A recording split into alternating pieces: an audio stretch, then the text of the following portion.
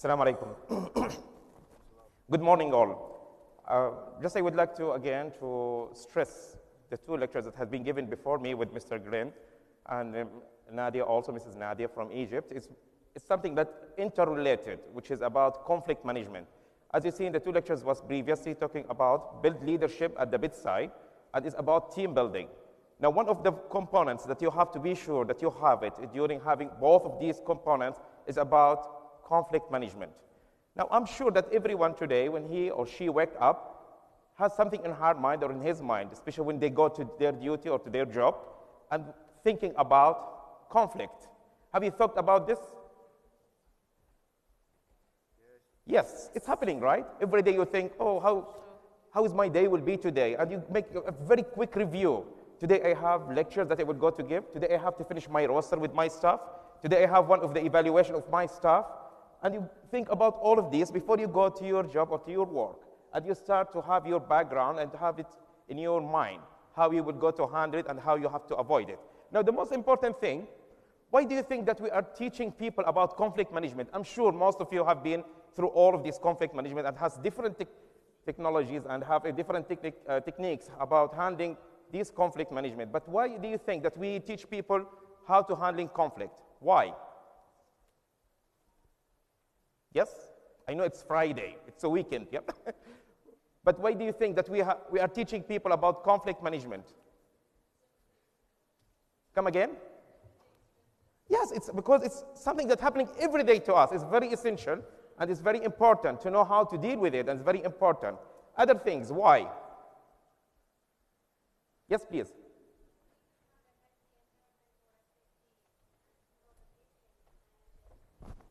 Because there is a third party, which is the patient and their family. We want to be sure they will not be affected with this conflict. Yes. What else? Yeah, there is always different conflict, different perspective between people, so that we want to know how to handle it and how to avoid it. Is there anything else? Now, one of the things that is talking about in Vital Smart, which is in Crucial Conversations, they talk about also relationship. We want to go to our work and we want to be what? Happy. We want to be enjoying our work and we want to build relationship with our colleagues. Is that right? People, they want to go to get to their units, to their wards, or to their places with smiles, have other people smile on their faces, rather than to have people say, good morning, good morning. For that people, they want to enjoy their time because we are spending most of our time for our life with our colleagues. For that, one of the most important things, we want to keep our relationship. We want to make it strong as we can. Now, what do you think? Why the causes of conflicts? Why always we have conflicts? Yes, please. Different opinion. Always we have different opinion. I want to go from this door. No, I want to go from this door. People, they start to argue. Yes? Different? Sorry. Interest. High stakes. It's very important to me because I want to cut off the budget. I want to maintain, I want to have this money for this hospital, but the other maybe had their seat in different way. I'm caring about my staff. They want to be happy at the end of the day. They want to have extra money for this overtime that they will go to have it. What else? Different cultures. In our culture in Jordan, this is accepted, and it's acceptable for our people. But maybe in South Africa, England, US, Filipino, they say it in different way that is totally unacceptable. All right. Yes, anybody want to say anything? Anybody want to add anything else? Now, it's very important for conflict management. As you see, there is a lot of aspects, and there is a lot of things that we want to be sure that we are avoided with handling this conflict, and we have this conflict management. Today, what we would go to share with you, some of the objectives that we're going to have it, learning, understanding the fundamental concepts of conflict management. And this is what you have been shared right now through the class or through the room. The other thing, which is one of the important things, is acquire specific tactical approaches to conflict situations. As we said, there's a lot of people. Maybe I handle it in this way, but you prefer it in different way, and both of us were in the same track. That means there's nothing is wrong. As long as you handle it very well, and you get whatever you want, then you are in the right track. Apply that understanding to more effectively assess and manage two-party and multi-party conflicts. As what the gentleman has been shared with us here, and what the lady also on the other side was saying that because of the patient and the family, they are the third party that we have. And what do you think? Conflict, as you said, you mentioned right away, you said it's normal thing. Is that right? It's something we can't avoid it. If we're going to say, no, I have my magic stick, and I will go to avoid any conflict to happen on my class or in my duty or at my work, that's not right. Conflict, it must happen. If the conflict did not happen, that means what?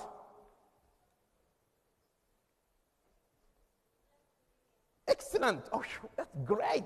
Because people either they go to something is called silence or violence. If you see there is no conflict and there is no issues, that means the people, they are standing in which side? Silence. They don't speak up. And they are not talk about their issues, their emotions, their disagreement, and they just accept it because maybe their boss is autocratic. It could be. Because maybe they feel unsafe. They will go to end my contract. It could happen. But again, and the other side is the violence. And the violence when the people is overreacting by either behavior, by their words, and they lose their relationship. Now, one of the messages that we want to share it with you, and we expect from each one, just when they get out from this room, to take it outside with them, that they have to stand in the middle, which is dialogue. They have to know how to dialogue. They have to know how to communicate to avoid either the silence mood or violence. Excellent. Periodic occurrence in any relationship could happen with your husband, with your wife, with your kids, with your colleagues. An opportunity to understand opposing preferences and values and energy. We found there is a lot of people wasting a lot of time of their effort to argue with people. Is that right? They go for meetings not to discuss issues, just to show people that I am smart. They just agree with me because I have the authority, because I have the power. And we will come to talk about that. How can we manage the energy of conflict? How we can utilize this energy? How we can utilize all of these efforts that we spend in the right way that we want the people to know how to have it and to manage their conflicts? Use cognitive conflicts with disagreement about ideas and approaches. Now, always it's happening. You go for a meeting, let's say, and you sit around the table with either your peers, and of course there's one lady or a gentleman who would share that meeting, could be your line manager, could be your director. Then they start to discuss issues. Now, argue will go to happen. People will go to disagree with each other. Now, most of our meetings, how do you think it's going? Are we handling the issues in our meetings very well? Are we in silence mood? What do you think? When we have our meetings, are our meetings going very healthy way? Not always. Yes, excellent. Not always. We expect it should go and it has run very well, but again, it's not always. And this is what we want to bring to our attention, to our colleagues, when we talk about disagreement, how we disagree, how we say no, how we can have it in different approach. Issue focus, not personal. Because sometimes you go again and disagree with other people, they go to say, this guy, he said no for my idea or to my project that day. Now is the time to pay back to him. No, before I listen to him or to listen to her. Characteristics of high-performing groups, and again, it's what we have been discussed before. Avoid affective conflict, personal antagonism fueled by difference of opinion. As we said, when you have any different opinion and you have starting argument, we have to know how to say no. We want to know what's the way and what's the terminology that we want to use when we will go to disagree about anything. Destructive to group performance and choosing. How can we keep conflict cognitive? By make the approach. Now, what do you think? How is our colleagues' approaches and our approaches when we disagree about something? Is it always good?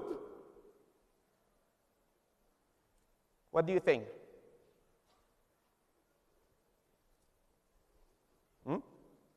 The question is regarding the approaches that the people, when they disagree with us, or either we are disagree with them, is always our ways to disagree, or the other people, when they disagree, are always good.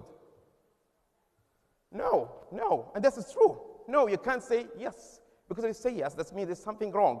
Either all of the people, they are robots, for that they have getting their ship cards before they go to work, and they have already calibrating themselves, or either, as I said, if you go to silence mode, and they keep quiet and not disagree with them. Share perspectives. Now, it's very important. Always we have argument, and when we see the argument between peoples, you can see the person before he end or before she end her topic or her discussions, people, they jump on her case or jump on in the middle of the conversation, and you found the other person just move quickly to violence mode by saying, let me continue, let me finish. And you can see the hand just would raise up in your face just to give you a sign that I start to get irritated with what you are saying. And this is what we have to alert ourselves about it. Because what's going on now, people are going to do this for you. Now what will happen to you? You will start your own story. Oh my God, this lady or this guy is insulting me now in front of all of these people by saying that to me. Now you start to having what? Your emotions will start to kick off, and you will start to get your adrenaline more, and you start to get what? To fight. You will go to park the topic or the issue of the agenda that you will go to discuss it, and you will go just to discuss your personal issue now with him or with her because of the sign of the hand that he or she just raised in your face. Is that happening, guys? Yes, it's happening. That's normal. First step, make the approach. And this is what we want always people to understand and to be careful when they go to start to have any communication, to make the approach. Use the right approach. Use the right way when you go to communicate with the people. Just start to pick the words, the right words, that will let people listen to you instead to go to fight with you. Reflect before you begin. Start to say, oh, okay, today I will come and I will talk to them about having this new project with my teams or my colleagues. How they will go to accept it. How I will have to make it in a very easy way for them to understand it, to absorb it, so that they can understand what I'm trying to do here and what I have to share with them. Invite the other party to conversation. Now, if you are not doing that, then we are not handling a conflict very well. Always we have to listen to the other party. We have to listen to the other person to say, what do you think about this? I would like to have your input. Let them to get their input. Let them to feel they are part of the problem, so that they feel they are part of the team that you are talking about. Be clear about your intention. It's very important when you go to speak with the people about anything, to avoid any conflict. Be concise, and at the same time, direct to the point. Don't roam around. Just go straight to the point that you would like to discuss with them. State your goal, a positive resolution. Step 2, share perspective. And this is what we said. Ask the other person, do you have any other way to achieve this? Do you have any other way to achieve this goal that we are talking about?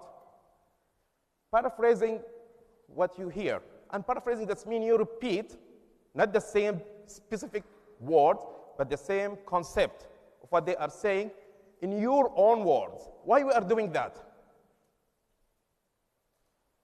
Why we have to repeat? Come again? Excellent. To show the other person, the other partner, that you understand what they are trying to say or to share. The other thing is a way of respect, that I really pay attention for you, for that now I just want to confirm with you that I got really your message. Acknowledge your contribution. Describe your perspective also as well. Understand why your view is different. As you see, start from the bottom, which is observable data. Select data, add meaning, draw conclusion. Then if you have any doubt of beliefs, then you ask the other person about it.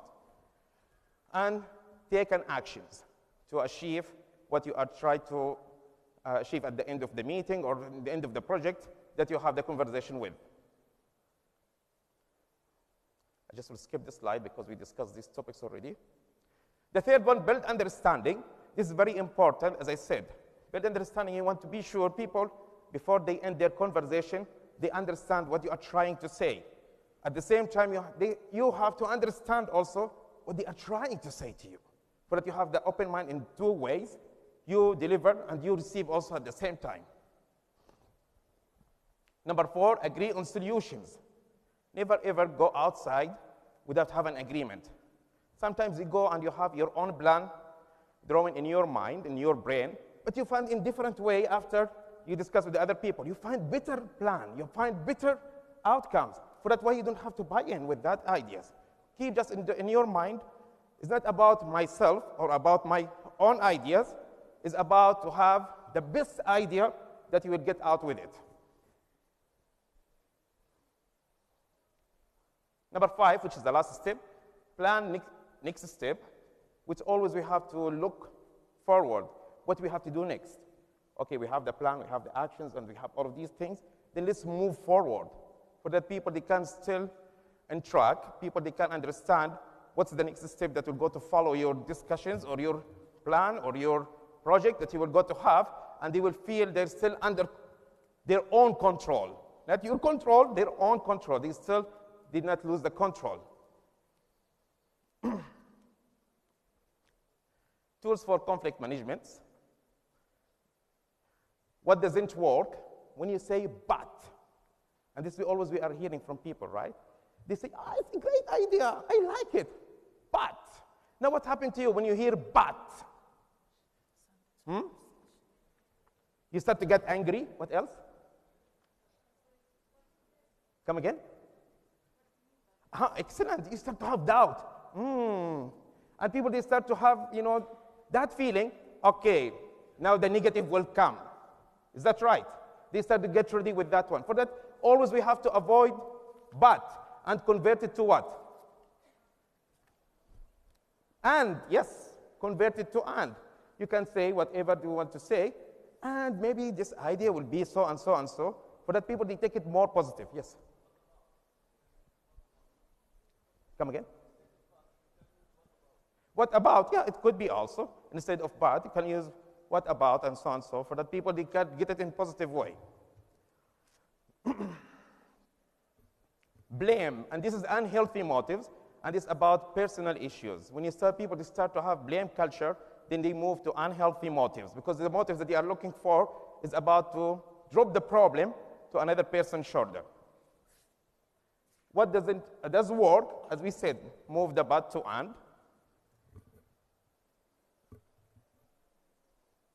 1 minute, Ihab. Thank you. I'm already there. And listen for the third story. If there's a third part we'd like to join or to join you or to have their input, then we welcome them for that. Contribution in mapping, as we said, you have your plan, your strategy, for that people, they understand from where you come. You get the picture, you listen for everyone, get all of the aspects, get all of the contributions in that factor, related to that factors, so that you get all of the picture. At the end, just I want to share with you, faced with the choice between changing one's mind and proving that there is no need to do so, almost everybody gets busy on the proof. And this is what's happening. People, they get a lot of efforts, and this is back to the energy that we talk about it. They spend a lot of energy just to prove themselves. And these are the resources that we have them, the references, if you would like to go back and just read more about it. With that, I would like to say thank you so much for your contributions, and thanks for all of the support that I got from you guys, and see you in another session. Thank you.